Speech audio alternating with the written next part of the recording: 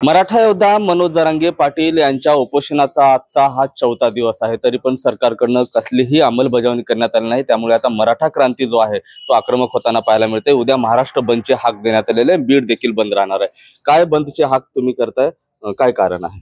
गेले 4 दिवस झालं जरांगे पाटील यांची तब्येत अत्यंतपणे खालावत चालली आहे। राज्य शासनाचं आणि माननीय मुख्यमंत्री, दोन्ही मुख्यमंत्री उपमुख्यमंत्र्यांचं बिलकुल दुर्लक्ष आहे।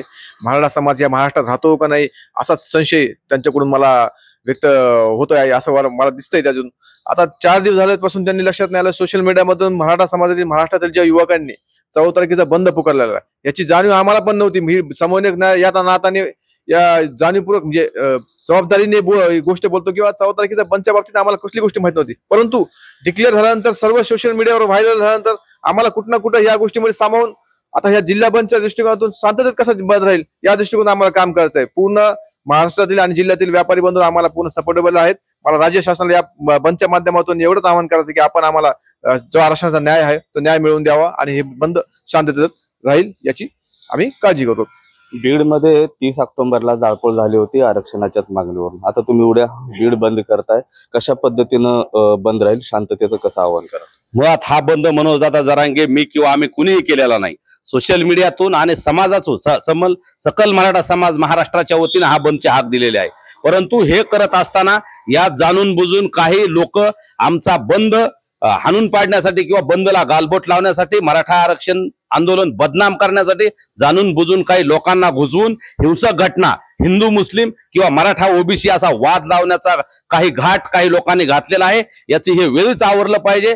समाज बांधवांना विनंती करतोय, आपण हे असं कृत्य करणाऱ्यांना वेळोवेळी लक्षात घेतलं पाहिजे आणि तिथंच त्यांना जागेवरती त्यांना समज दिली पाहिजे। तसेच पोलीस बांधवांना आणि प्रशासनाला विनंती आहे की जर कुणी कायदा हातात घेत असेल, जर कुणी हिंसा करण्याचं कृत्य करत असेल तर जागेवर रोखलं पाहिजे आणि बंद करणाऱ्यांना सुद्धा विनंती, शांततेच्या मार्गाने बंद झाला पाहिजे ही मनोजदादा जरांगे पाटलांची विनंती आहे।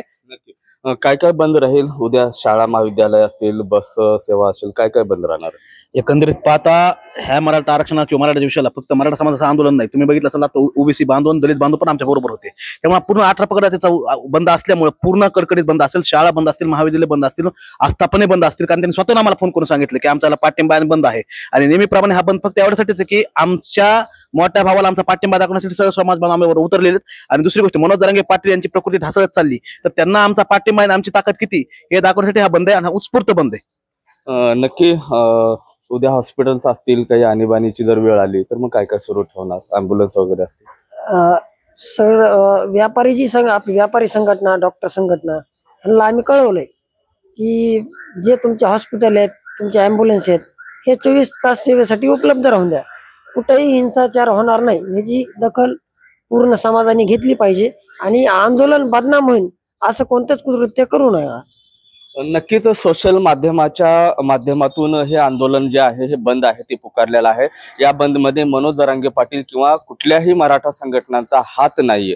सोशल माध्यमात अशा पद्धतीचं व्हायरल झाल्यानंतर आम्ही बंद करतोय। मात्र उद्या शाळा महाविद्यालय असतील, आस्थापना असतील, सर्वच कार्यालय, बस सेवा देखील बंद ठेवण्याचा निर्णय जो आहे मराठा क्रांती मोर्चाने घेतलाय। या दरम्यान जो आहे तो शासकीय रुग्णालय असतील किंवा अँब्युलन्स असतील, या सेवा मात्र सुरळीत ठेवण्यात येणार आहेत। कॅमेरा पर्सन ज्ञानेश्वर वाबशेसह मी महेंद्र कुमार होळकर, TV9 मराठी, बीड।